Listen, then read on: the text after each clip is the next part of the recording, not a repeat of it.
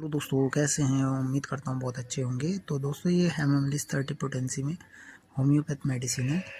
इसका जिन भाई को दिक्कत रहती है जैसे कि नाक से खून का आना, खूनी बवासीर, खांसने में खून का आना और पोटी करते टाइम खून में खून आना, हाथों में ज़ख्म हो जाना, उल्टी में खून का आना, नसों की कमज़ोरी, नसें फूलकर मोटी हो जाना, नसों में एक अजीब सा दर्द होना बेचैनी वाला। तो इसमें जो है आप सिम्टम्स अगर मिलते हैं तो इसका इस्तेमाल करें। इसकी 3-3 बूंदें दिन में 3 बार।